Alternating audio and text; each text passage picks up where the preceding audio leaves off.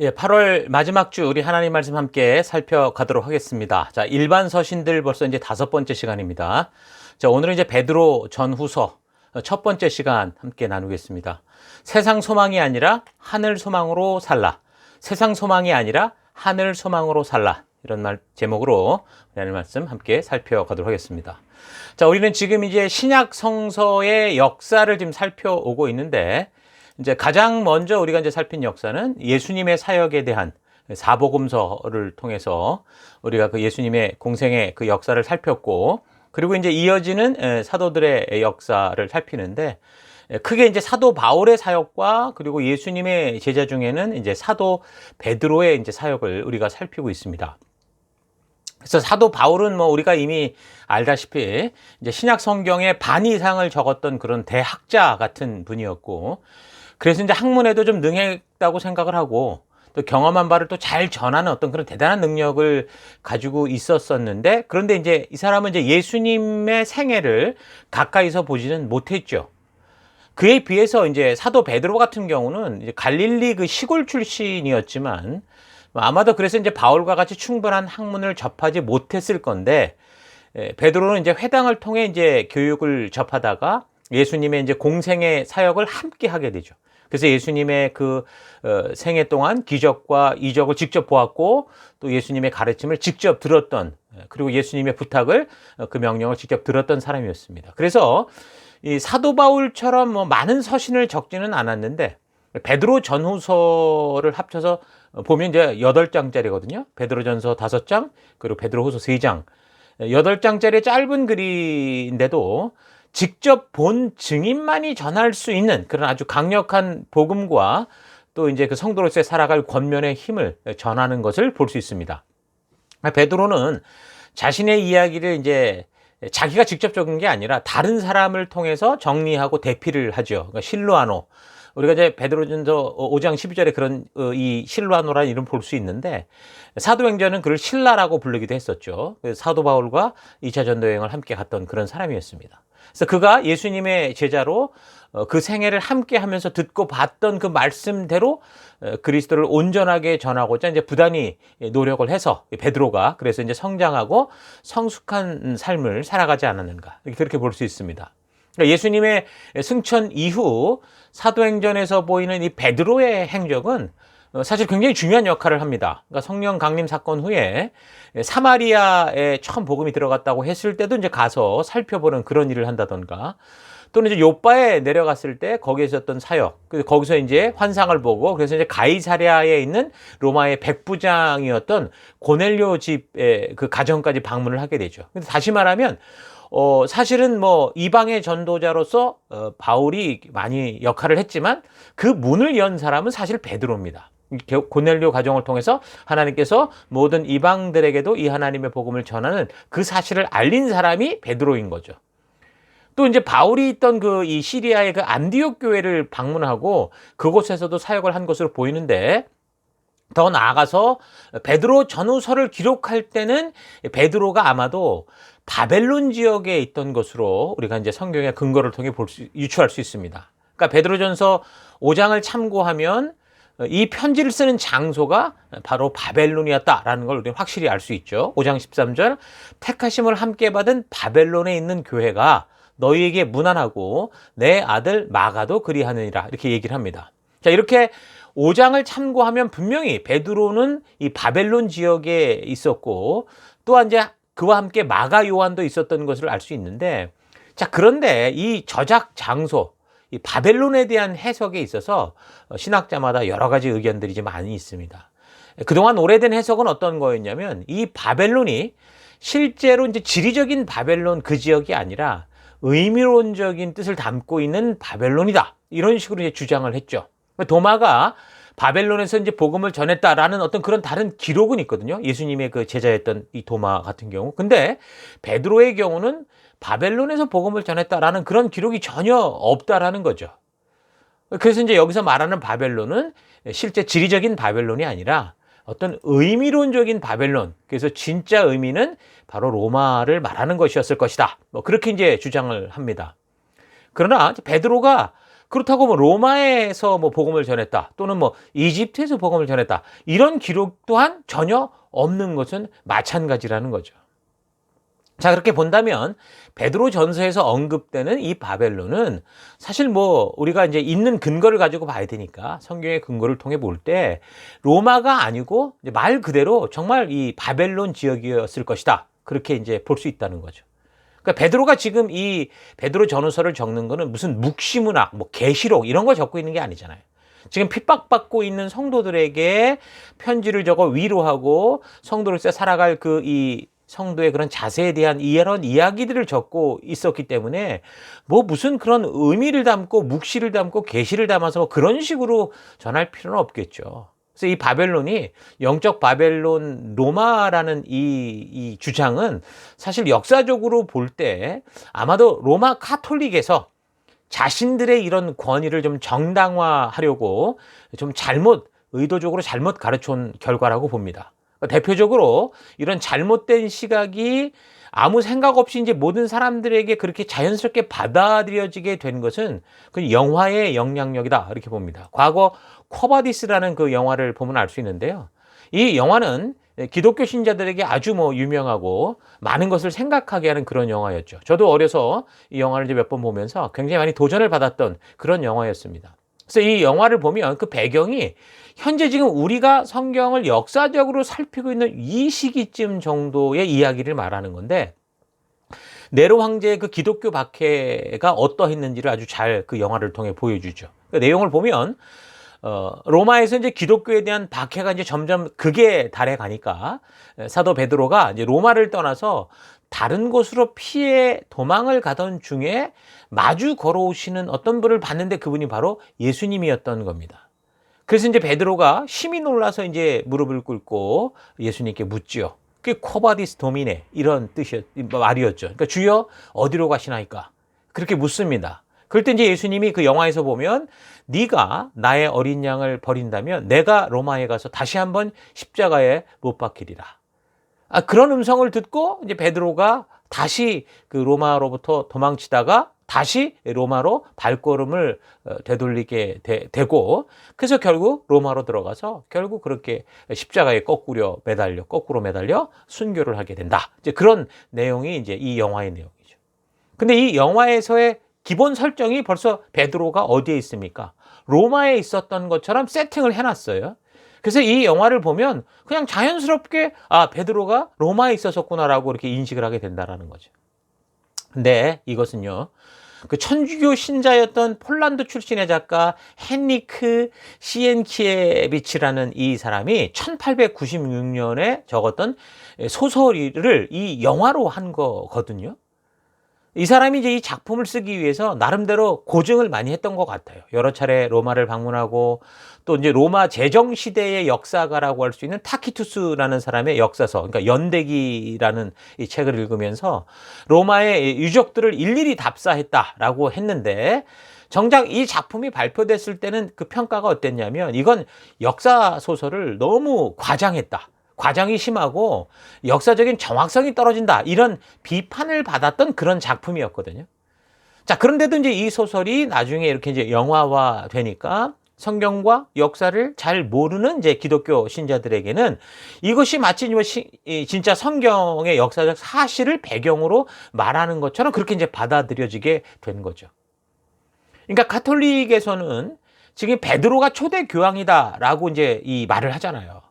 그래서 이제 베드로를 초대 교황이다라는 것을 증거를 하는 그런 근거를 만들어야 하니까 그래서 베드로가 심지어 AD 45년경에 로마에 갔다라고까지 주장을 합니다.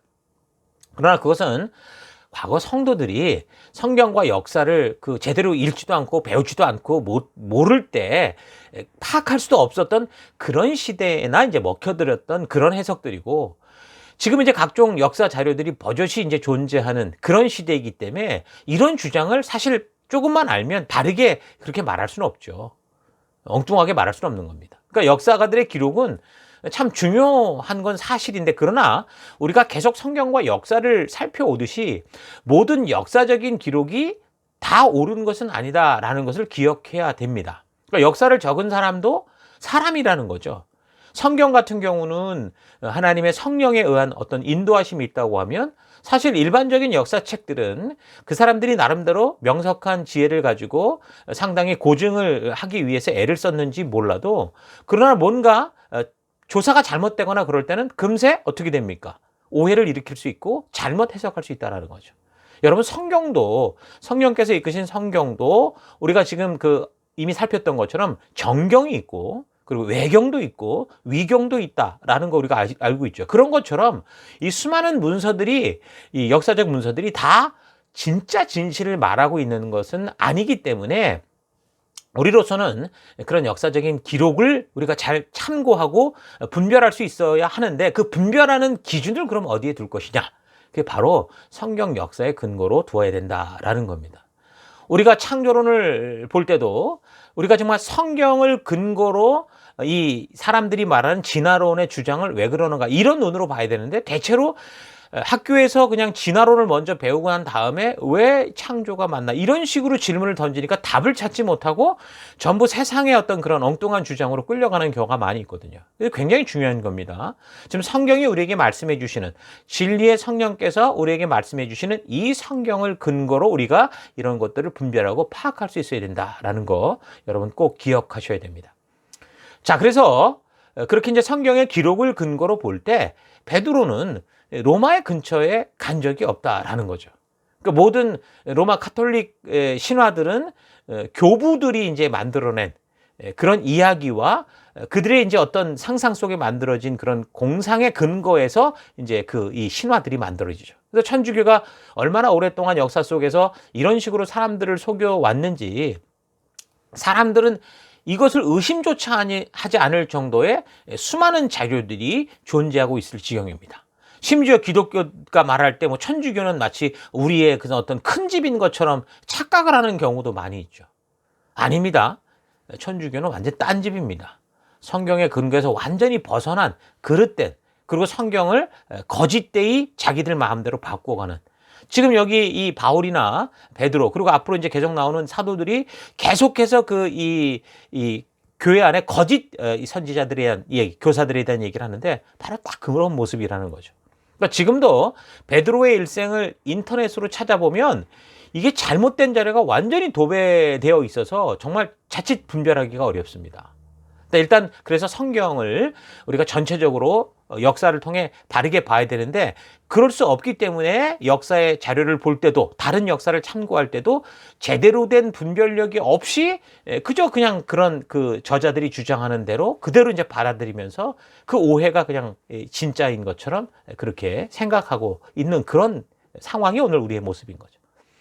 자, 기독교 최고의 종교개혁자 우리 칼빈이라고 할 수 있는데 칼빈 같은 경우는 베드로 전후서의 기록 장소를 실제로 지리적 바벨론이다 그렇게 얘기를 합니다.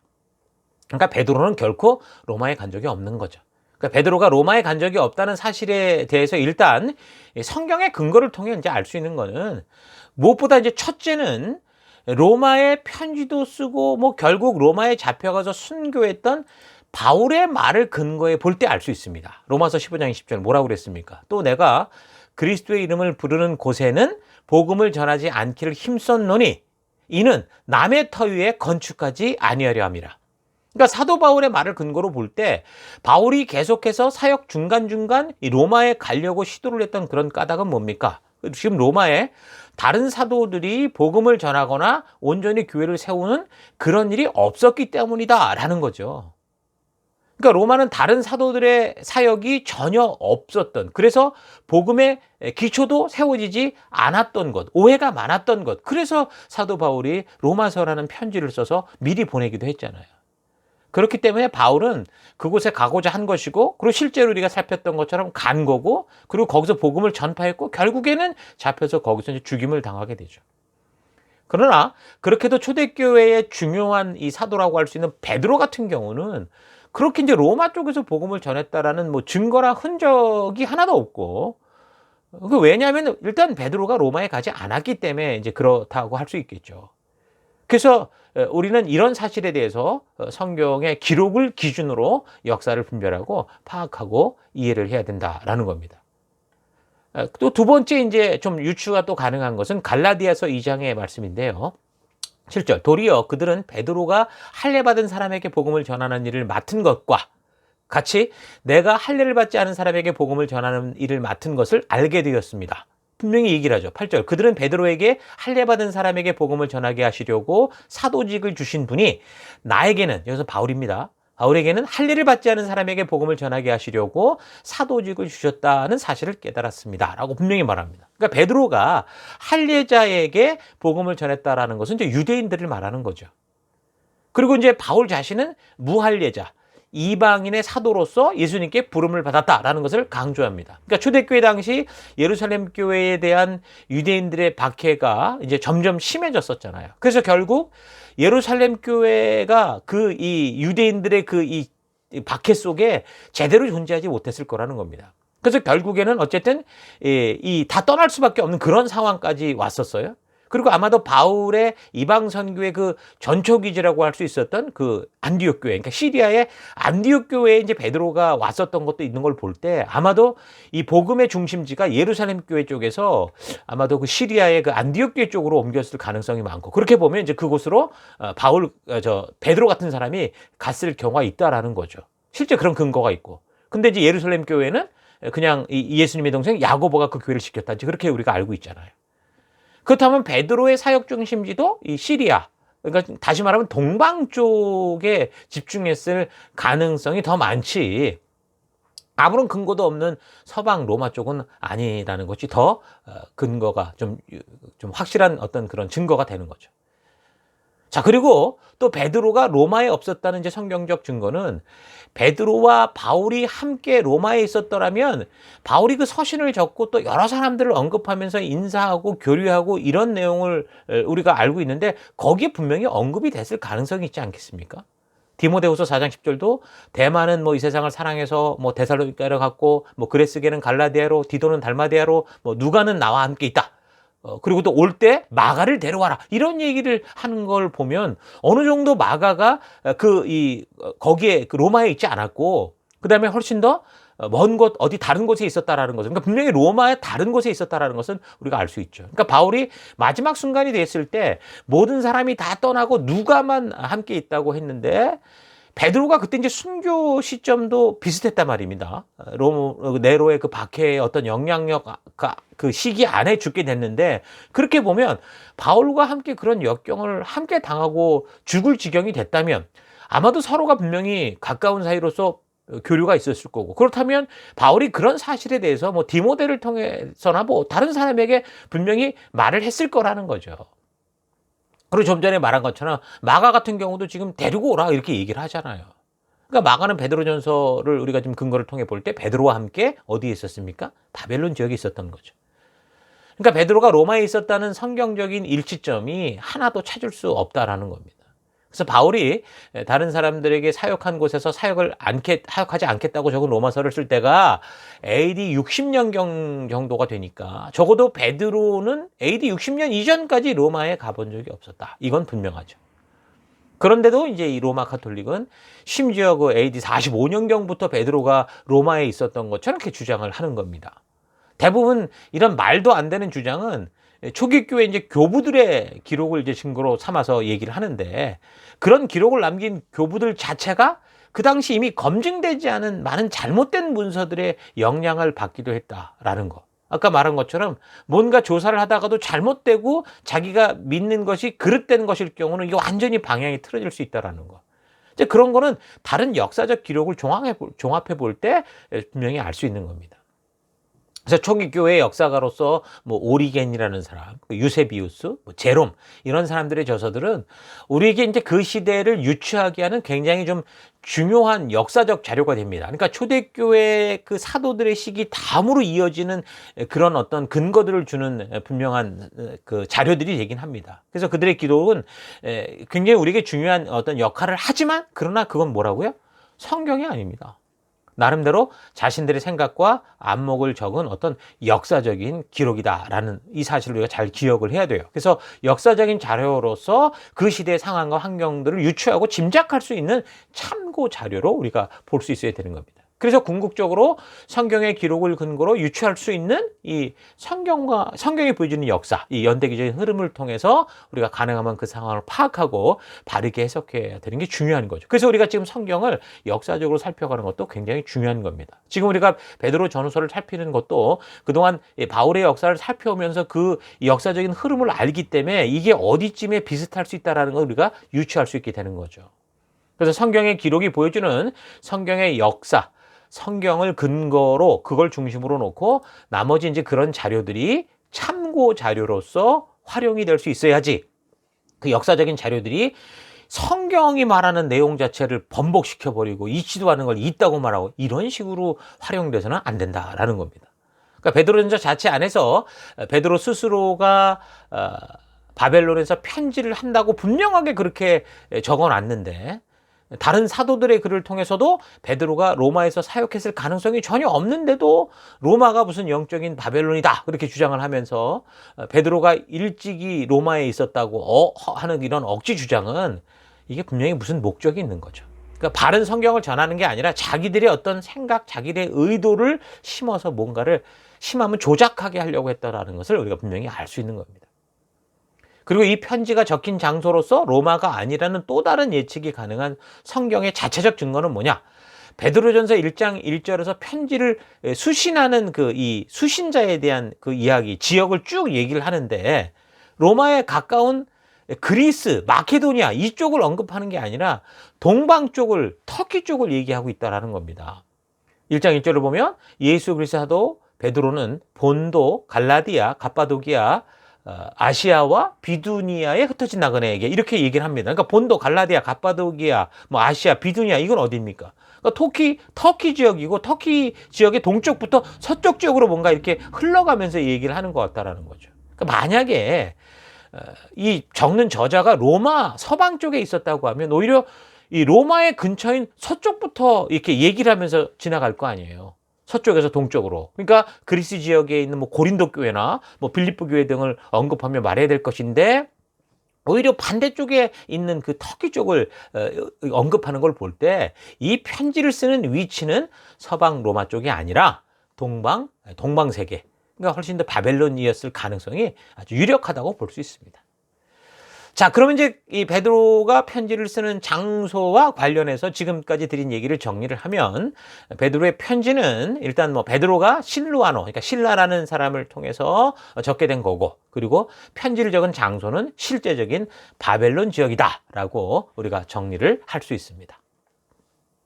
자, 그렇다면 베드로가 이렇게 편지를 적는 이유는 뭔가? 그러니까 이런 목적을 알고자 할 때는 항상 그 시대의 역사적인 배경들을 잘 파악을 해야 되는데 그러니까 본문의 내용을 통해 알 수 있는 것은 이제 곧 성도들을 향한 시험, 시련, 어려운 박해가 올 것처럼 얘기를 하고 있고요. 그럼에도 불구하고 더 크고 이제 확실한 이 소망을 붙들어라. 그래서 목숨을 주고도 바꿀 수 없는 이 하나님이 예수님을 통해 주신 이 약속을 가지고 믿음의 삶을 살아가게 하기 위해서 적은 거를 볼 수 있거든요. 1장 6절 같은 경우 그러므로 지금 잠시 동안 여러분이 여러 가지 시련을 겪으면서 어쩔 수 없이 슬픔에 빠져 있더라도 이것을 기뻐하십시오. 여러분의 믿음이 연단을 받아서 순수하게 되면 불로 연단하여도 마침내는 없어지고만은 근보다 더 귀한 것이 됩니다. 그것은 예수 그리스도께서 나타나실 때에 여러분이 칭찬과 명예를 차지하게 하려는 것입니다. 그러니까 지금 이것도 역시 예수님의 그 재림이 늦어지면서 결국 바울이 이 로마의 가택연금 이후에 했던 사역과 비슷한 맥락이다라는 것을 우리가 또 볼 수 있는 겁니다. 분명 그 시대에 이미 예수를 믿는 것만으로도 사회적 분위기가 핍박과 어려움들이 있었다라는 걸 알 수 있고 또 예수님이 약속하신 영원한 나라에 대한 소망을 가지고 있었는데 뭔가 그 시기가 늦춰지고 있었기 때문에 이 사람들이 세상에서의 그런 어떤 어려움들이 계속 가중되고 있었고 근데 이제 거기서 결코 흔들리거나 두려워하지 말고 배신하지 말고 분명히 이 약속을 붙들고 우리에게 다가오는 이런 어려운 이 시련들은 결국 우리를 정말 거룩하게 하고 순결케 해서 좀 하나님 앞에 칭찬받는 그런 백성으로 만든 그런 하나님의 뜻이 있을 수 있다라는 식으로 편지를 적고 있는 거죠. 그러니까 지금 일반 서신의 첫 번째 얘기를 할 때 기록 목적이 대부분 일반 서신 같은 경우 교회와 성도가 핍박을 당하게 되었기 때문에 이제 어떻게 보면 부랴부랴 적게 되는 어떤 그런 글들이다. 그렇게 이제 말했던 걸 여러분도 기억을 잘 하셔야 될 겁니다. 자, 그래서 이제 본문을 통해 알 수 있는 기록 목적은 이런 전체적인 흐름을 우리가 좀 알면 좋겠고요. 자, 그리고 기록 시기를 살펴보면 기록 시기가 사실 언제냐 하는 거에 따라서 이제 본문을 해석하는 게 완전히 달라질 수 있는데 전통적으로는 이제 AD 64년에서 68년 정도 그때를 이제 기록 시기로 봅니다. 그러니까 기록 시기를 추측할 수 있는 게 본문의 내용을 통해 이제 알게 되는데, 그러니까 본문에서는 분명히 조금 전에 말했던 것처럼 시험을 넘어서 예수를 믿는 것으로 인해 이제 강한 시련이 굉장한 핍박이 따라오는 것을 알 수 있는데, 그래서 이제 기록 시기에 대해서 로마에 의한 박해 시기와 연관이 되어 있을 거라고 이제 보통 이제 유추를 하게 되죠. 그래서 전통적인 해석으로는 로마의 그 네로 황제가 그 로마의 대화재 사건을 무마시키기 위해서 이제 처음 기독교인들을 박해하는 그런 시기와 연관을 지어서 이제 생각을 합니다. 왜냐하면 베드로나 뭐 바울이나 그 시기를 함께 살았기 때문에 사실 그때가 이제 비슷하다고 생각을 하는 거죠. 근데 사실 로마의 박해는 이 네로를 시작으로 해서 거의 한 기간으로 한 250여 년 가까이, 나중에 이제 로마의 콘스탄티누스 황제가 AD 313년에 밀라노 칙령을 공포해서 기독교를 공인하기 전까지 거의 10명의 황제에 의해서 박해 시기를 따지면 100년 가까이 그렇게 되거든요. 근데 이제 베드로가 살아있었을 시기와 연관된 그런 황제들을 보면 이제 첫 번째 네로 황제, 그 다음에 두 번째로 이제 박해했던 도미티아누스, 좀 더 길게는 이제 그 다음 황제인 트라이안까지 이제 추측해 볼 수 있죠. 근데 뭐 베드로의 어떤 순교 시점을 놓고 볼 때 가장 타당한 시기는 네로 황제의 박해와 연결된 시기다. 자, 그렇게 보기 때문에 뭐 AD 한 64년, 한 68년 이렇게 보는 거죠. 자, 그래서 이런 박해 속에서도 목숨을 걸고 믿을 수 있는, 믿음의 길을 걸을 수 있는 신앙이 되려면 예수님과의 그 관계가 진정으로 일단 인격적인 관계가 될 수 있어야 되는데, 그러기 위해서는 어떻게 됩니까? 성경과 역사를 통해서 하나님의 진심, 하나님의 의도를 바르게 알아야 됩니다. 그래, 진심이 통해야 그 하나님의 진정한 의도를 알아야 우리가 죽어도 소망이 있다라는 이런 사실을 확실하게 붙들 수 있잖아요. 그런 믿음이 있어야 우리가 담대할 수 있습니다. 그러니까 박해가 생기면 어떤 현상이 나타납니까? 신앙을 버리고 떠나거나 또 보류하거나 또 신앙을 아예 외면하거나 배교할 수도 있습니다. 그래서 박해가 있는 곳에서 이제 믿는 그 신앙인들을 보면 대부분 가짜가 없죠. 지금도 뭐 탈레반에 의해서 지금 아프가니스탄에서 정말 그 기독교인들이 정말 피해 나오지 않으면 안 되는 그런 굉장히 그 위협을 많이 받잖아요. 그런 아프간 쪽에 있는 그런 탈레반 이슬람권들이 있는 그런 데서 그 예수 믿는다 함부로 말하지 못하는 그런 분위기잖아요. 이거 진짜만 있다라는 겁니다. 오늘날도 그렇게 기독교 박해가 있는 곳에 목숨을 걸고 믿어야 되기 때문에 그런 데는 가라지가 없고 순교까지 두려워하지 않는 대부분 이제 알곡 같은 그 성도들이 많이 있는 것을 알 수 있죠. 그러니까 네로 황제의 그 박해의 이전에도 사실 우리가 살폈던 성경 역사를 보면 예루살렘 성전에 막 자신의 신상을 세우려고 했었던 그런 황제 칼리굴라라는 사람이 있었었는데, 그때나 또 유대인들을 그 로마에서 한번 추방해 버렸던 황제가 있었죠. 글라우디오 이 황제도 있었지만, 사실 이제 제대로 된 그 박해는 네로 황제의 박해로서 아주 극심했었던 그 역사적 기록들이 있거든요. 그래서 그 박해는 그게 이제 로마에 국한됐다라고 어떤 역사가들은 얘기를 하는데, 그러나 그 어떤 로마의 중심에서 벌어지는 이 영향력들이 결코 로마에만 멈추지 않죠. 로마가 다스리는 온 세계로 그런 분위기가 퍼졌을 거라는 겁니다. 그래서 그 시기에 아마도 그리스 지역, 마케도니아 지역에 있었을 가능성이 있었던, 그래서 사도 바울도 체포가 돼서 결국 로마로 압송됐고 그래서 죽게 된 거고, 또 기독교를 향한 박해가 그렇게 점점 로마 통치 지역 전체로 퍼져 나가고 있었을 것이기 때문에 이제 그리스 지역에서 뭐 지금 이 마케도니아 지역에서 사도 바울이 체포될 정도면 이제 곧 바로 바다만 건너면 어디입니까? 터키 지역인 거죠. 아시아 지역인 겁니다. 그래서 베드로가 아마도 이런 소식들을 알게 되고 이런 것들을 또 예상해서 또 이런 이 편지를 보내게 됐다라고 보게 되는 겁니다. 그래서 로마에서 시작된 네로의 박해가 그리스, 마케도니아를 지나면 바로 이제 소아시아 지역, 그러니까 터키 지역으로 이제 번질 걸 보고, 박해 초기에 그곳에 이제 성도들에게 마음을 단단하게 하는 그런 편지라고 볼 수도 있죠. 물론 그것 외에도 아까 말했던 것처럼 이제 예수님의 재림이 좀 늦어지는 걸 보면서 성도들이 어떻게 지금 그럼 이 살아가야 되는가라는 그 고민들이 있었을 건데, 거기에 대한, 그래서 바울이 교회론이나 그리스도론을 전했던 것 같은 그런, 또 누구나 봐도 그 시대 분위기가 그런 걸 알기 때문에, 요구가 뭔지를 알기 때문에 베드로도 아마도 그런 사역을 하는 차원에서도 이제 우리가 이 베드로 전후서가 적혀졌다라고 또 볼 수 있을 겁니다. 자, 어쨌든 우리가 삶을 살아가면서 어떤 박해든 이 박해를 이길 수 있으려면 뭐가 필요합니까? 일단 확고한 믿음이 필요하겠죠. 근데 그 믿음이 단지 어떤 종교적인 법칙에 대한 게 아니라 하나님과 살아있는 관계, 그러니까 진실한 사랑에 근거한, 말씀에 근거한, 약속에 근거한 것이 되어야 될 것이고, 또한 그 믿음 그리고 그 사랑에 더해서 이런 인내와 믿음의 삶이 주는 뭔가가 있어야 되죠. 뭡니까? 소망이 있어야 되는 겁니다. 여러분, 우리가 예수님을 믿을 때 십자가의 사랑에 대한 믿음을 가지고 시작을 하는데, 그것이 단지 십자가를 지고 죽는 것까지다 그러면 사실 바른 믿음을 지켜가는 게 쉽지 않죠. 그래서 당연히 재림의 신앙이 아주 중요한 그 믿음의 근거이기도 했습니다. 초대교회도 그 예수를 믿으면 그렇게도 핍박을 받는데 무슨 소망을 가지고 거기서 이 믿음을 유지할 수 있겠습니까? 그래서 그 당시에 재림의 신앙은 굉장히 중요했던 신앙이었다라는 거예요. 그런데 그 재림의 신앙이 곧 오실 예수님이라고 생각을 했는데, 이제 그게 늦춰지면서 이제 이런 교회 안에 성도들 가운데 혼란이 생겨서 뭐 유대교로 되돌아가려는 사람, 믿기는 믿는데 거기서 종교적 변질을 일으켜서 오늘날처럼 막 이렇게 막 이 예수 믿는 것을 기복신앙으로 바꿔가는 이런 일들, 뭐 신비주의를 추구하는 일들, 이런 일들이 벌어졌다고 그랬잖아요.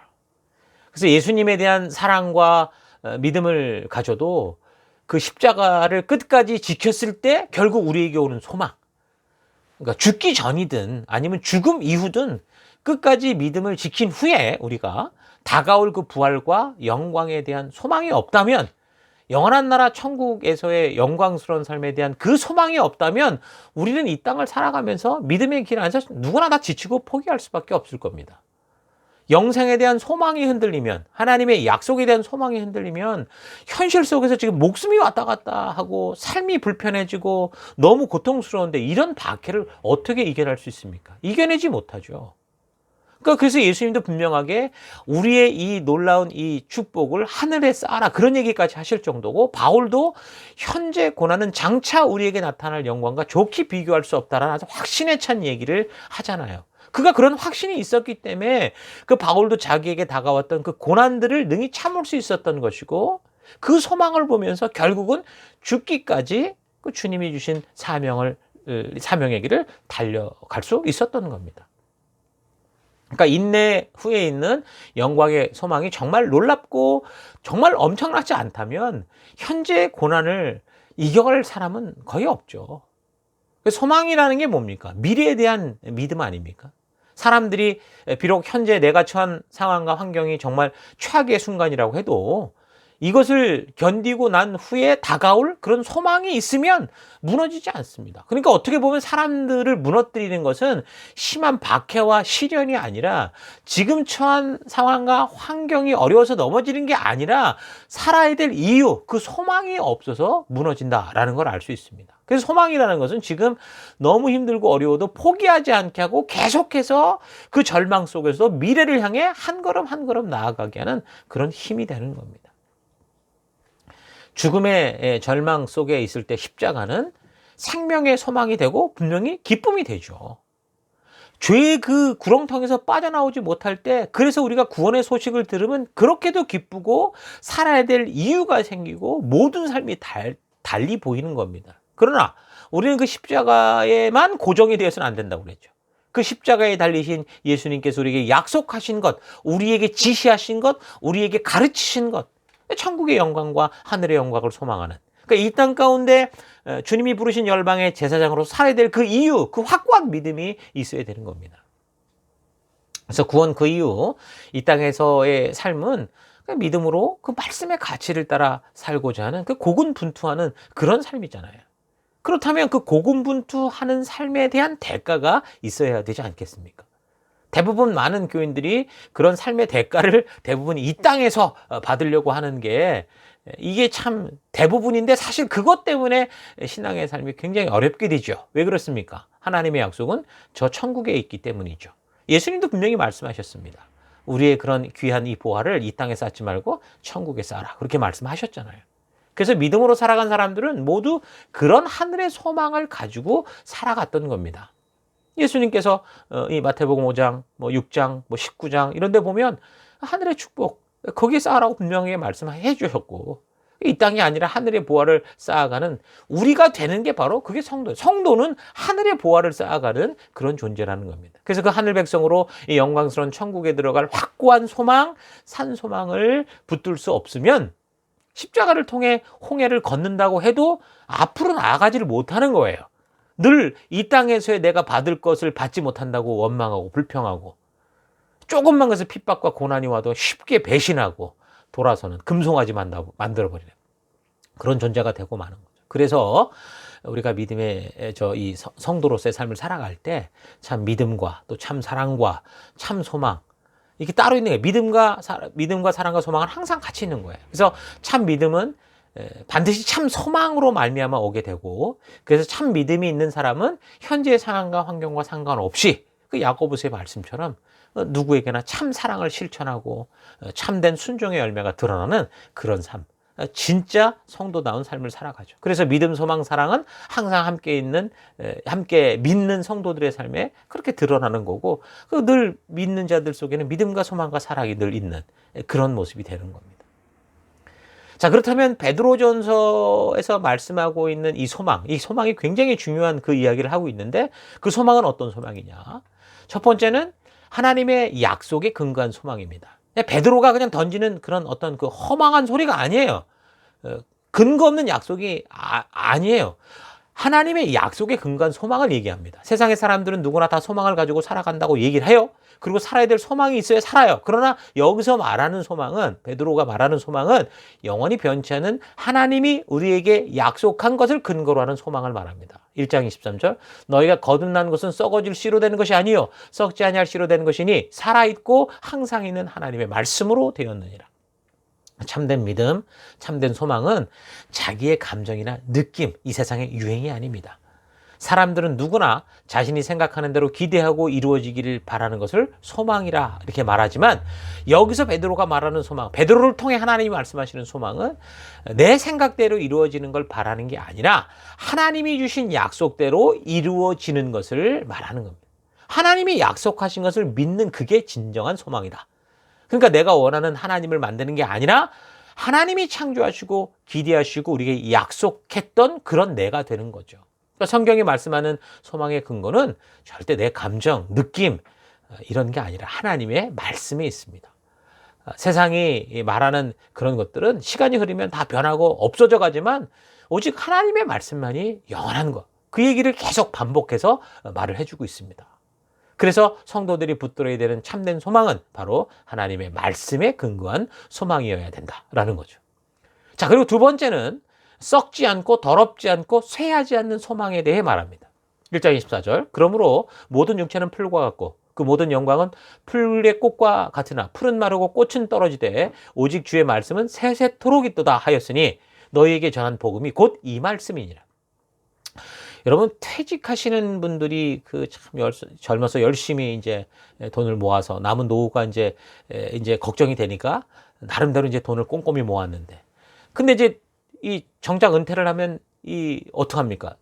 더 살아갈 인생이 아직 많은데 이거 뭐 돈이 필요한 거죠. 전전긍긍하다가 그 온 일생 젊어서 그 수고하고 애써서 받은 그 결과물, 그러니까 퇴직금 같은 게 이제 목돈이 되니까 그걸 가지고 좀 더 돈을 벌겠다고 막 엉뚱하게 막 그런 걸 꼬여내는 사람들을 믿고 또 이상한 곳에 투자하고 그러다가 쫄딱 망하는 소식을 종종 듣죠. 또한 뉴스에 오르락내리락하는 그 자살 소식을 들으면서 그 원인을 보면 대부분 잘못된 거, 영원하지 않은 것에 소망을 뒀다가 전부 좌절하고 절망하고 그 절망하다 못해 자살하고 그런 걸 볼 수 있습니다. 어쩌면 부부관계 같은 이 관계도 마찬가지일 겁니다. 서로가 서로를 향해 자기가 기대하는 기대를 가지고 있는데 그 기대와 소망이 점점 꽉 깨져 갈 때 서로 함께 살다 보니까 그게 잘 되지 않을 때 어떻게 됩니까? 결국 서로가 충돌하게 되고 다투게 되고 심해지면 서로 죽자고 싸우다가 막 완전 헤어지고 심지어는 요즘에는 서로 죽이고 죽는 그런 일들까지 벌어집니다. 그래서 베드로는 영원한 가치가 있는 소망, 영원히 흔들리지 않는 소망, 예수님이 말씀하신 그 천국의 보화를 쌓는 그 소망, 죽으면 끝나는 게 아니라 죽음 너머까지 이어지는 영원한 소망, 이런 소망을 붙들어야 된다. 그 바울이 이 홍해를 건넌 그 백성들, 그러니까 지금 이 초대교회 이 백성, 예수로 말미암아 새 언약 백성된 이들에게, 예수님의 그 재림이 늦어지는 것을 보며 절망하는 이들에게 바로 이런 소망을 붙들어야 된다, 이런 얘기를 해주는 거죠. 이런 소망이 있어야 지금 벌어지는 상황과 환경으로 인해서 요동하지 않고 이 세상에 목숨을 건다는 거나 뭐 이 세상에 막 이렇게 빠져들어가는 게 아니라 우리를 부르신 이 땅에 살아가는 동안 우리에게 주신 사명의 길을 기쁨으로 걸어갈 수 있다. 어떤 핍박과 환난이 와도 능히 이길 수 있는 그 힘이다 라고 그 소망을 얘기를 하는 겁니다. 그리고 마지막 세 번째는 환난과 핍박을 이기고 견디게 하는 소망을 말합니다. 요즘 이제 북한 관련 그 영상을 좀 보면 지금 북한의 사회들이 그 하나님을 모르고 살아가는 세상, 그러니까 인간이 왕이 된 세상이 어떤 세계다라는 것을 아주 굉장히 잘 보여주는 것 같습니다. 여러분, 우리가 이 세상을 살아가면서 믿을 것은 돈밖에 없고 권력과 권세자들과 뭐 잘 연결되는 거라고 생각을 하지만, 그러나 그렇게 돈을 쥐고 권력과 착된 그런 사람들을 보면 한 사람도 참된 평안이 있는 것을 보지 못합니다. 언제라도 서로를 배신하고 서로를 이게 외면하는 일들을 보게 됩니다. 그러니까 우리에게 필요한 것은 서로 이 땅에서 살아갈 때 보이는 그런 게 아니에요. 우리는 보이지 않는 세상, 그러나 확신한 하나님의 약속에 있는 그 내세의 신앙을 믿는 겁니다. 여러분, 이 세상은 잠깐이다, 분명히 성경은 말해줍니다. 여러분, 영원히 살아가는 시간과 이 땅을 살아가는 80년, 90년, 많아야 100년 정도의 세월과 이게 어떻게 비교가 될 수 있습니까? 그러니까 사도 베드로를 통해 하나님께서 우리에게 말씀하시는 것은 바로 이런 영원한 소망을 붙들라라고 말하는 겁니다. 이런 영원한 소망이 없다면 누가 이 세상에서 절제의 삶을 살고 인내의 삶을 살고 누가 그 목숨을 내놓고 순교의 자리까지 가겠습니까? 근데 성경의 역사를 통해 우리에게 말씀하는 우리 신앙의 선배들을 보십시오. 스데반 집사 같은 경우 뭐라고 말합니까? 사도행전 7장 55절. 스데반이 성령 충만하여 하늘을 우러러 주목하여 하나님의 영광과 및 예수님께서 하나님 우편에 서신 것을 보고 말하되 보라, 하늘이 열리고 인자가 하나님 우편에 서신 것을 보노라 한대. 그러니까 이런 소망을 바라볼 수 있었기 때문에 그 위협하는 온 그 민족이 위협하는 그 자리에서 순교까지도 두렵지 않고 담대할 수 있었던 겁니다. 그래서 이 소망이라는 게 정말 굉장히 중요한 건데, 오늘날 우리 기독교가 왜 이렇게 그 하늘의 소망이 아니라 이 땅의 소망에, 이 땅의 그 욕심에 이렇게 빠져 있을까요? 이건 결국은 뭡니까? 우리의 끝이 어딘지에 대한 교육이 잘못되어 있다라는 거죠.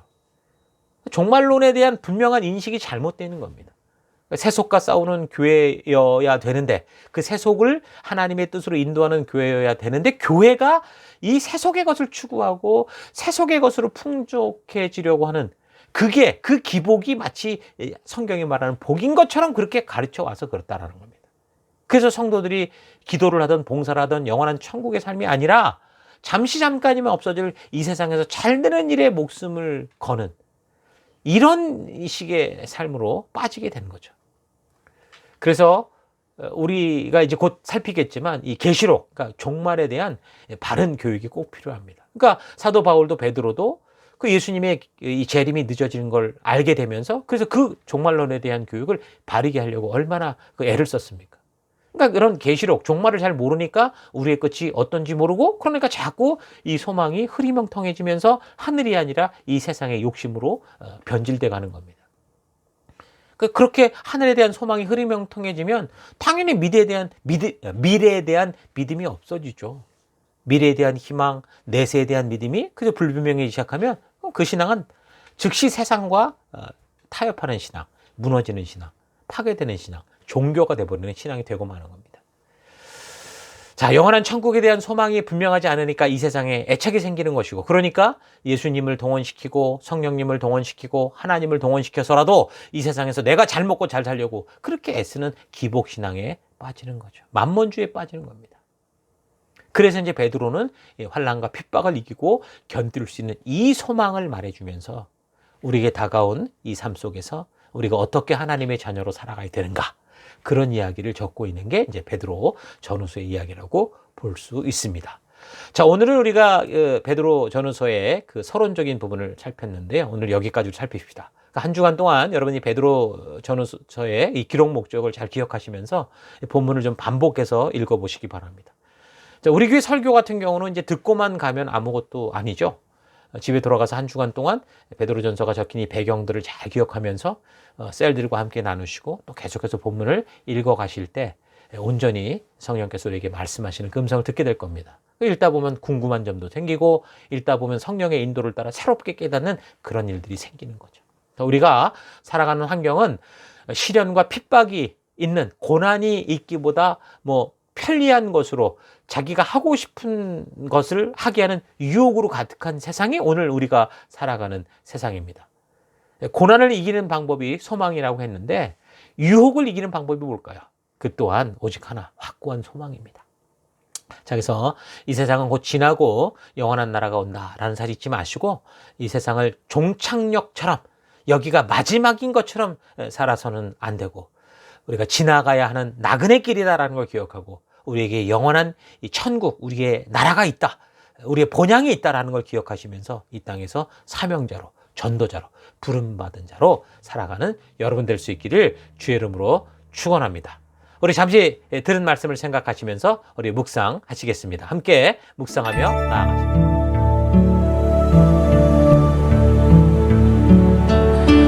여러분, 영원한 소망, 정말 천국의 소망을 붙들고 살아가십니까? 나는 지금 어떤 것을 가장 슬퍼하고 어려워하고 불만스러워하고 지내는 것 같습니까? 그것이 혹시 이 땅에 속한 것을 남들처럼 가지지 못해서 그렇게 안달하고 있는 것은 아닙니까? 모든 성경이 말씀해 주듯이 이 세속적인 세상에서 걷는 믿음의 길에는 여러분 고난과 피 흘림이 있습니다. 그러니까 우리의 환경으로는 유혹이 있는 거죠. 그래서 우리는 이 땅에서 나그네된 삶, 사명을 이루어가는 삶을 살아가야 된다라는 거, 이 천국 소망을 잊지 않고 살아가야 된다라는 거 잊지 마시고 이 하늘나라에 대한 확고한 소망을 기억하며 우리가 살아갈 수 있기를 바랍니다. 믿음의 삶은 이 세상에서 만족한 대가를 받고 누리는 삶이 아니라 영원한 천국을 향한 소망을 가지고 하나님의 그 터지는 사랑의 마음을 우리가 그 의도를 알기에 어떤 유혹과 이 세상에서의 핍박 속에서도 그 하나님의 말씀대로 그 가치를 따라 기꺼이 걸어가는 그런 삶을 살아가는 거죠. 그게 믿음의 삶입니다. 이런 믿음의 삶을 살아가십시다. 이 땅에 소망을 두지 말고 영원함에 소망을 둔 우리가 되십시다. 세속과 친숙해지고 세속에서 누리는 삶이 아니라 세속과 싸우고 우리의 본향인 천국을 꿈꾸고 그 땅을 향해, 본향을 향해 나아가는 여러분과 제가 됐으면 좋겠습니다. 자, 그래서 오늘 우리가 들은 말씀들을 잘 기억하시고 또 영원한 소망의 중요함을 기억하시면서 우리가 기도하기 원하는 것은 첫째, 하나님, 태어나기만 하는 신앙이 아니라 하나님의 백성으로 태어나 하나님의 자녀답게 말씀으로 성장하고 성숙해서 하나님 나를 부르신 그 부름에 맞는 그리스도의 장성한 분량으로 자라가는 내가 되기 원합니다. 결단하고 기도하시고요. 하나님, 예수님을 볼 때 통해 볼 수 있는 하나님의 귀한 사랑, 진리의 사랑을 우리가 깊이 묵상하고 그 말씀대로 상황과 환경에 타협하고 머무는 게 아니라 하나님 믿음의 선배들과 같이 천국 소망을 가지고 살아가는 내가 되기 원합니다. 기도하시고요. 마지막, 하나님 성경과 역사를 통해 하나님의 진심을 만나지 못하면 종교적인 삶에 머물러서 기복을 추구하고 하나님을 이용하는 삶이 된다라는 거 잊지 않고 무엇보다 하나님, 이 하나님의 말씀을 통해 성경과 역사를 통해 하나님의 진심, 하나님의 의도를 진정으로 만나 거듭난 내가 되기 원합니다. 하나님, 그 길로 오늘도 걷기 원합니다. 이 한 주간 그 길로 나아가기 원합니다. 우리 다 같이 1분간 기도하겠습니다. 기도하십시다.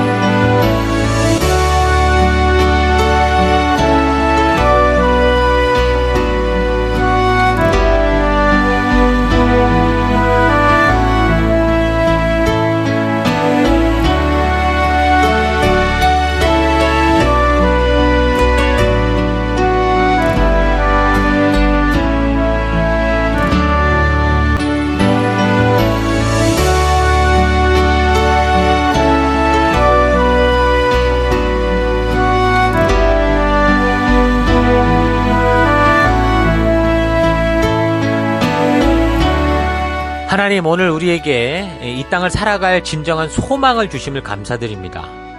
하나님, 그래서 나는 그 소망을 품은 자로 이 땅에 태어났는데 단지 이 땅에 태어나기만 하는 그런 신앙이 아니라 내가 하나님의 백성으로 이 땅에서 태어나서 하나님의 자녀답게 말씀으로 성장하고 성숙해서 우리 하나님이 나를 이 땅에 보내신 하나님 진정한 사명자로 살아갈 수 있는 그리스도의 장성한 분량에 이르는 우리가 되기 원합니다. 예수님을 통해 우리가 볼 수 있는 하나님의 그 귀한 사랑, 모든 걸 주시는 그 진리의 사랑을 우리가 깊이 묵상하고, 그래서 그 말씀대로 하나님 이 땅의 상황과 환경에 머물고 유혹되는 게 아니라 더 나아가 우리의 믿음의 선배들이 보여줬던 그 참된 믿음의 길을 걷는 우리가 되기 원합니다. 성경과 역사를 통해 하나님의 진심을 만나지 못하면, 이 성경을 통해 하나님을 만나지 못하면 종교적인 삶에 머물러 기복을 추구하고 어려움이 올 때 뒤돌아서는 인생이 될 수 있다라는 거, 또 하나님을 이용하려는 그런 엉뚱한 종교에 빠진다라는 거 잊지 않고, 무엇보다 하나님의 말씀을 통해, 하나님의 이 역사를 통해 하나님의 진심, 그 의도를 만나 하나님 진정으로 거듭난 백성으로서 이 하루하루 주님이 나를 부르시고 인도하시고 먼저 나아가시는 그 길을 따라 나아가는, 예수님의 그 길을 따라 나아가는 내가 되기 원합니다. 이 한 주간도 그런 길로 걷는 우리로 인도하시고 이끄실 하나님 감사드리고 예수님 이름으로 기도했습니다. 아멘.